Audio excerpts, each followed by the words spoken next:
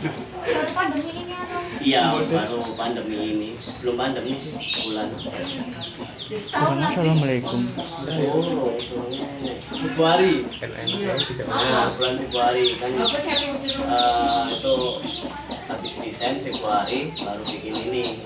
Niatnya sih belajar sambil ya kalau orang apa ya, misalnya desain ngasih nganggur, cobalah ngisi waktu luang kayak gitu. Ternyata kok lama-kelamaan kok lumayan, ya udah teruskan kayak gitu. Terus itu kenapa kok pilihnya itu ikan lele?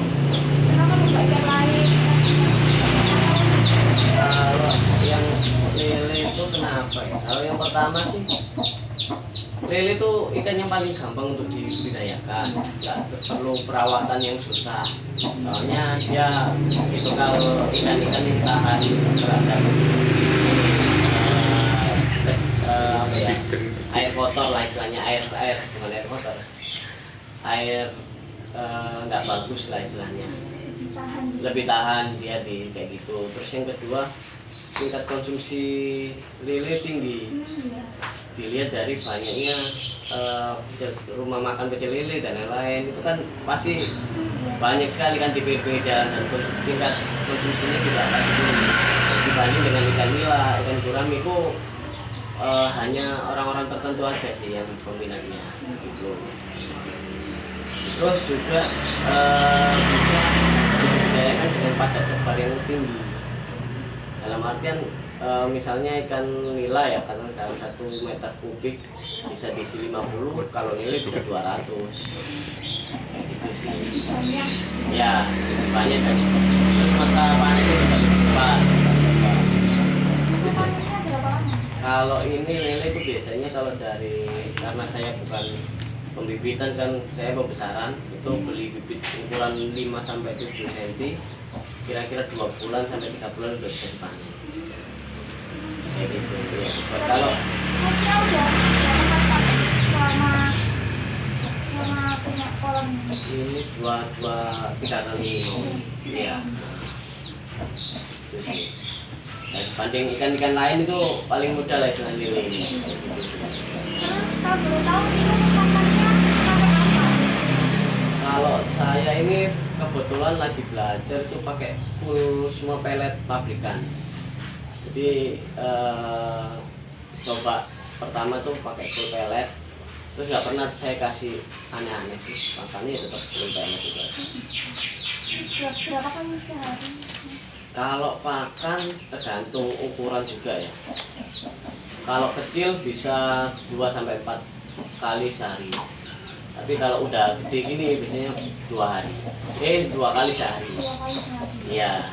Itu kolamnya berapa meter? Kayaknya apa bisa? Enggak, kalau saya cuman punya 3 kolam. Kebetulan yang kolam 1 kotak, 2 yang bulat. Jadi kenapa saya buat 3 kolam? Karena kalau masa pertumbuhan lele itu kan enggak seragam istilahnya. Kadang ada yang kecil, ada yang gede, ada yang remaja. Nah, tiap 2 minggu sekali saya coba pilihin. Kalau yang gede dimasukkan yang gede, kalau yang kecil dimasukkan yang kecil, kayak gitu sih. Dan kolam bulat aku punya diameter 2 meter, 2 meter. Oh, tingginya berapa? Ya, kan kolam bulat. Kalau kotak itu aku punya 3 kali 2.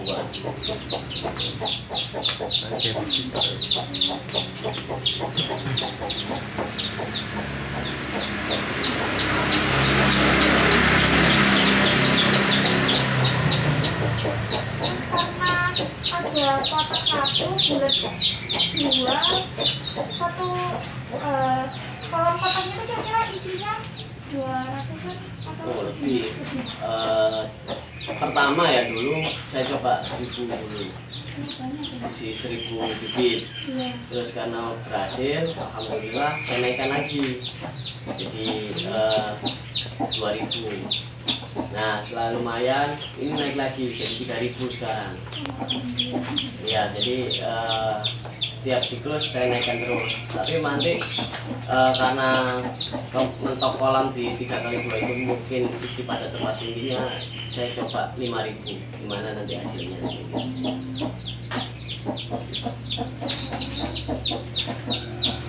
Tapi biasanya kalau kolam itu normal ya, 1 meter kubik itu isinya 200 sampai 300 mili.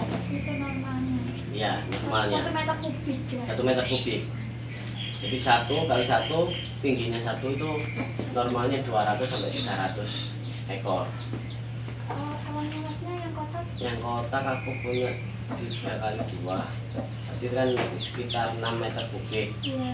6 meter kubik saya isi sekitar ini 3.000 terakhir. Masih 3.000. Kalau untuk itu pembersihan kolamnya berapa kali? Jadi kalau gini kalau budidaya ikan itu ada beberapa tahap sih. Yang pertama yaitu kita persiapan kolam dulu sebenarnya. Persiapan kolam, kita isi air, dan di situ kita nggak bisa langsung ngasih ikannya, harus diendapkan dulu beberapa hari, terus dikasih garam sama dikasih yang namanya probiotik. Probiotik itu bakteri baik lah, kalau mungkin Yakult itu lah. Iya. Nah semacam kayak gitu, biar makanan alami lele itu tercukupi dulu untuk ukurannya kecil-kecil, dan penyakit-penyakitnya itu biar bisa dikurangi lah dikit kayak gitu.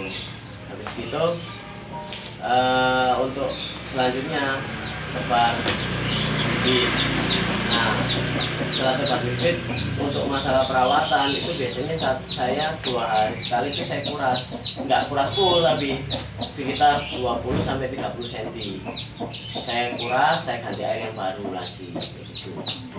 Jadi kalau pengurusan kolam nggak semuanya bertahap. Terus nanti 2 seminggu sekali saya kuras 50%. Itu untuk menghindari penyakit aja sih, biar airnya juga bersih terus dan tidak terlalu bau kayak gitu sih. Itu masnya ngurus sendiri?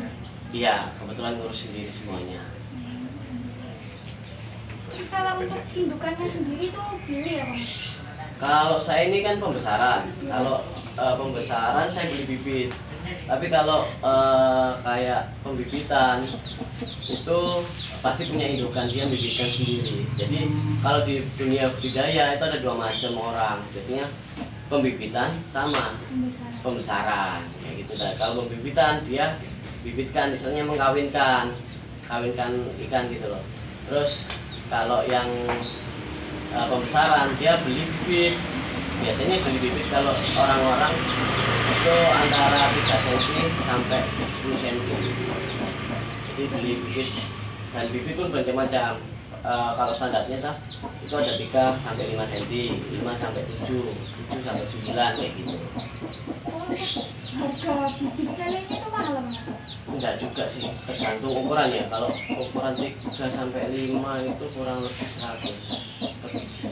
100 rupiah. 100 rupiah Per biji. ekor. Iya, per ekor. Tuh kalau semakin gede itu semakin mahal. Kalau ukuran 7 sampai 9 itu kisaran 200 sampai 250 lah per ekor. Terus untuk selama punya kolam ini kendalanya apa aja? Kalau budidaya ini sih kendala yang pertama penyakit yang pasti. Oh iya. Bagaimana kita bisa menanggulangi penyakit itu kendalanya. Terus yang kedua masalah pemasaran. Pemasaran kan nggak gampang juga untuk budidaya yang sekarang kecil lah istilahnya. Soalnya kalau di pengepul itu biasanya mereka mintanya banyak sekalian. Jadi nggak bisa dikit 10 kilo, paling nggak mereka minta minimal 50 kilo. Nah sedangkan ikan lele itu kan kalau kita beli 1000 bibit nggak mungkin itu akan kita panen dalam sekali waktu, karena ukurannya yang beragam. Kadang ada yang gede, ada yang kecil, jadi kita pilihin. Nah itu biasanya kalau yang gede-gede gitu paling nggak 10-20 kilo. Jadi misalnya kalau pemasaran, kalau skala kecil gini susah karena nggak seragam tadi. Kecuali kalau kita udah melihara bibit yang lumayan banyak, sekitar 10.000 ke atas lah, itu paling nggak mereka setiap panen bisa buat pengepul. Terus juga harganya kalau di pengepul itu murah. Iya sih. Pengepul Di pasar gitu kan. bukan, misalnya kalau kayak gini kan kita pembudidaya Iya. untuk masarkan ke orang yang konsumen biasanya di pengepul dulu. Terus baru Baru lari. mereka ke orang-orang yang jual di pasar-pasar. Iya. Atau bisa juga langsung orang jual pasar nyari sendiri kayak gitu, nggak mesti sih, tergantung. Biasanya kalau saya yang tahu itu ada pengepulnya pastinya, dan pengepul itu nanti orang-orang yang jual pasar cari di pengepul. Cuman kalau pengepul harus banyak tadi itu. Dan ini aja kalau pemasaran saya masih pasarkan di sekitar sini yang orang jualan, saya tawarkan ke orang jual gitu. Gitu sih. Soalnya saya kalau panen ini kan juga berapa juga, paling sekali kayak tadi tuh saya milihin kan yang itu yang kalau yang gede-gede saya bedakan sama yang kecil-kecil biar yang gede bisa ini bisa dijual, yang kecil bisa, dan itu biar nggak ngabisin pakan juga. Kasian yang kecil nanti nggak uman ini nggak kebagian makan kayak gitu, kalah saingan itu sih. Terus kalau untuk modalnya mas, yang modal awal yang dikeluarkan itu kira-kira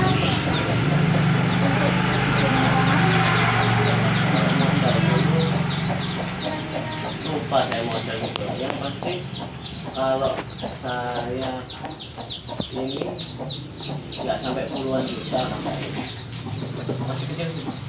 Yang biasanya yang berat itu modal di pakan sebenarnya. Jadi untuk biaya biasanya itu kalau biaya di kolam nggak terlalu mahal juga. Kolam cuman kalau diameter 2 sekitar harga 700-900 ribu lah, antara itu. Terus nanti pakan terutama yang mahal itu, kalau modal nggak terlalu besar juga. kalau panen itu 1 bulan kira-kira habis berapa kilo apa? Jadi gini, kalau masalah pakan di budidaya, kalau orang budidaya pasti kenal yang namanya itu conversion ratio, atau itu perbandingan pakan sama berat ikan. Dalam artian pakan yang kita berikan ke lele itu harus jadi daging. Misalnya 1 kilo pakan harus jadi 1 kilo daging lele kayak gitu. Nah kalau kita pelihara 1000, anggap aja 1000 ekor, pasti dianggap terus ada, pasti kematian nggak mungkin nggak terjadi kan. Kematian ditoleransi sekitar 10%. Dari 1000 kurangi 10% kurang lebih 900 ya kan, 900 ekor. Nah 900 ekor paling nggak membutuhkan untuk konsumsi, kita anggap 1 kilo isi 10 ekor lah, nanti kan 90 kilo. Nah untuk pakan paling nggak kita butuh 90 kilo, 1000-nya lah kayak gitu. Jadi per 1000 ekor paling nggak butuh pakan 90 kilo. Nah kayak gitu. Untuk ya per 1000 ekor itu 90 kilo, itu untuk menghasilkan daging 90 kilo juga. Nah, kalau misalnya pakannya kita lebih banyak dari itu, hasil dagingnya sedikit, berarti itu ada misalnya pemborosan ya. Ada nggak keseimbangan antara yang dipakan pakan sama yang dihasilkan gitu. Biasanya pembudidaya ruginya di situ, pakan yang dikeluarkan banyak tapi nggak ada hasilnya. Iya. Nah, kayak gitu. Nggak seimbang gitu. Nah ya nggak seimbang. Terus untuk yang terakhir nih mas, omsetnya kira-kira masnya sekali panen itu dapat berapa?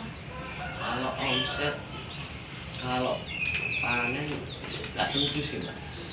Dalam artian gini, udah tak kasih tahu ya, kalau pembesaran maksimal itu dia bisa untung 30% dari total operasional. Dalam artian modal itu kan ada modal habis operasional sama modal tetap. Dalam artian modal tetap itu yang tetap biasanya yang nggak habis dalam sekali siklus. Kayak kolam gini kan nggak 3 bulan sekali ganti. Nah itu paling nggak kalau pembesaran 30%, kalau pembenihan bisa sampai 300%. Dalam artian mereka kalau pembenihan nggak habis di operasional, mereka menikah, ngawinkan, sebulan kemudian mereka udah bisa jual. Dan sekali benih itu kalau ikan kurang lebih sekitar 25.000 lah, 25.000 ekor. Ya itu kalikan aja untuk 1 bulan, pakannya nggak seberapa, untungnya itu. Kalau pembesaran dengan biaya operasional paling enggak, kalau normalnya sih paling banyak saya bicara 30% dari total operasional. Kalau misalnya gini, kita beli bibit, operasional bisa diartikan bibit, pakan, sama obat-obatan. Obat-obatan ini kalau ikan itu sakit atau bagaimana itu kan kita ngobatin. Terus probiotiknya juga, antibiotiknya juga. Probiotik ini untuk menunjang si ikan ini biar tetap sehat, biasanya vitaminnya lah kayak gitu. Vitamin, kalau di manusia vitamin, kalau antibiotik obatnya itu. Terus habis itu pakan, kalau operasional. Kalau yang lain mungkin ini modal ini ya, modal yang bisa diangsur dalam 1 tahun, misalnya kayak kolam gitu kan. Kolam itu kolam pasti punya masa kan, masa pakaian, masa pakai berapa lama dia bisa rusak. Diperkirakan kalau kolam biasanya 2-3 tahunan itu rusak. Nah dari situ kan kita bisa ngitung juga berapa per siklus biaya operasional kolam itu sendiri, perbaikan dan lain-lain. Jadi kalau untung omset dan lain-lain itu kalau pembesaran 30% paling banyak. Jadi ya kita tinggal hitung aja. Kalau misalnya kita operasionalnya 1 juta, berarti ya untungnya sekitar 100 ribu. Paling banyak gitu udah. Belum lagi nanti kalau omset nggak bisa dihitung juga. Saya kasih saran sebuah aja. Susah kalau ngitung omset. Kalau misalnya kita ternak 1.000, 2.000 mungkin omsetnya beda-beda, tapi sebagai patokan itu paling banyak 30%. Ada pertanyaan tambahan? Ini tambah-tambahannya opong.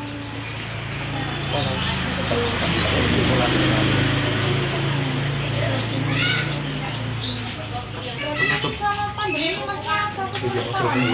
Ya, saya fokus ke soalan ternak, soalan ikan ini. Saya coba, saya belajar lah, coba terutama saya masih belajar coba cari pakan alternatif yang lebih murah lah. Saya kalau budidaya pasti ikan habis dipakan semuanya. Operasionalnya karena pakan pelet ya lumayan sih, lumayan tinggi lah misalnya. Mungkin kalau pakai pakan alternatif untungnya bisa lebih banyak.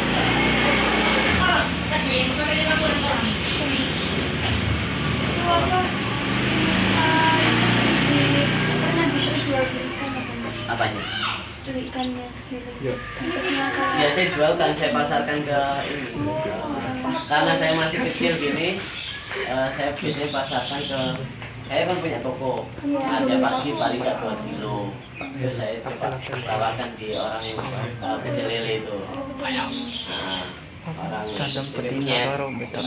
Oh iya. Saya belum pernah ke pengumpul tetap, dan harganya kalau dijual ke situ itu lebih tinggi. Cuman nggak bisa banyak, bisa ngejar lah. Oh iya, kalau kapal itu Ngomong kan banyak kan, iya, banyak berapa kilo tapi ya. harganya Lebih murah daripada kita jual langsung ke orang. Dan orang-orang sini biasanya langsung dijual ke pasar. Kalau lele gitu, saya juga itu. Jadi mereka ya jual di pasar juga budidaya.